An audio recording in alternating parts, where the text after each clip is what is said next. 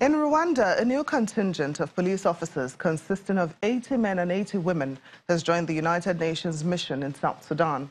They will be tasked with crowd control, facilitating delivery of humanitarian assistance and protection of UN facilities, among other duties, as the country works towards a peace agreement with rival factions.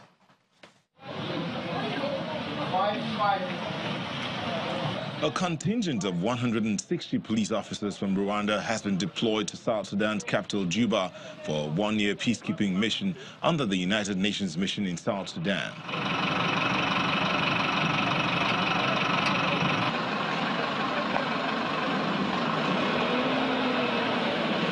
The Rwandan-formed police unit is made up of 80 men and 80 women and is the first female-led contingent from Rwanda based in the country. Teddy Ruyenzi is a commander of the Juba-based Rwandan-formed police unit and has previous peacekeeping experience from Haiti and Mali.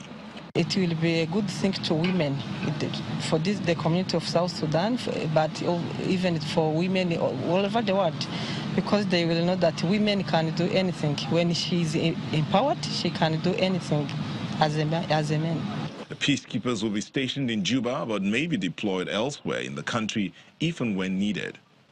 In the capital, its members will work in the peacekeeping mission's protection sites for displaced persons seeking shelter. The new contingent is also expected to assist women and children who have suffered most in the conflict in South Sudan. Normally in handling like GBV cases against children, so we found it's the women police officers, they are the ones who can do the job better compared to men.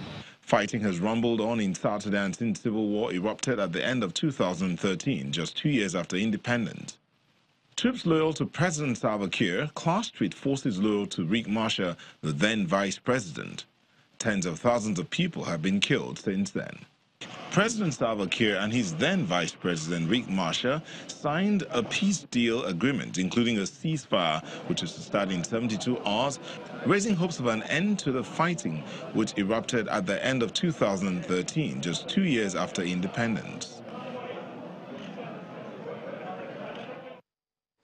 Libyan militia leader Khalifa Haftar says that his forces now fully control the coastal city of Dinar that has until now been the last radical Islamist stronghold in the east of the country. General Haftar declared what he called the liberation of Dinar in a televised speech, saying it is now safe to return to the city. There's been no independent confirmation, but this follows an intense 6-week siege by his self-styled Libyan National Army, which is supported by Egypt. General Haftar is one of the most powerful strongmen in Libya since he captured the main eastern city of Benghazi last year. He supports a rival government to the UN-backed Libyan Authority based in the capital, Tripoli. Ethiopian and Eritrean leaders are expected to meet today in Addis Ababa as the two countries continue to take steps towards peace. The two nations are trying to resolve one of Africa's most intractable military standoffs. A high-level Eritrean delegation arrived in the Ethiopian capital Addis Ababa on Tuesday for the first time since the two nations fought in 1998 over their disputed border, with diplomatic relations broken off ever since. Ethiopian Prime Minister Abiy Ahmed had earlier said that he will honor all the terms of a peace deal, suggesting he's ready to settle the border dispute. Zimbabwe's Vice President Kembo Mohadi has been airlifted to South Africa for treatment after being injured in the grenade attack at a governing party rally last week. President Emmerson Mnangagwa says his deputy was seriously injured but is now recovering.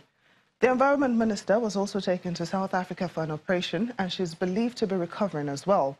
2 people were killed and more than 40 others injured in Bulawayo as President Mnangagwa left the stage after addressing supporters. Earlier this week, President Mnangagwa said that he suspects a group linked to former First Lady Grace Mugabe was behind the attack. Elections are due to be held on the 30th of July, the first since Robert Mugabe was forced from office in November after 37 years in power. President Nana Akufo-Addo of Ghana has sacked the head of the country's Electoral Commission for misbehavior and incompetence. Charlotte Osei and her 2 deputies were dismissed on the recommendation of a committee set up by the Chief Justice to investigate complaints against them. Last year, a number of Electoral Commission workers alleged that she had abused her office and demanded her removal over corruption allegations. According to international observers, she successfully supervised the 2016 general elections. Ms. Hosea was Ghana's first female electoral commissioner since the country returned to multi-party democracy in 1992, denies any wrongdoing. In Madagascar, newly appointed Prime Minister Christian Nsei says presidential elections will be held in November this year, despite the fact that the Constitutional Court had earlier ruled that the polls should be held by October. The elections have been controversial as the president earlier this year introduced a new law which barred key opposition candidate Mark Ravalomanana from running. After street protests turned violent, the law was scrapped, and in a bid to avert a political crisis, the Constitutional Court ordered the president to form a government of national unity and hold elections. Come on the program. The Moroccan dance group gets ready to take the stage at the France Dance Festival. Please stay with us for details.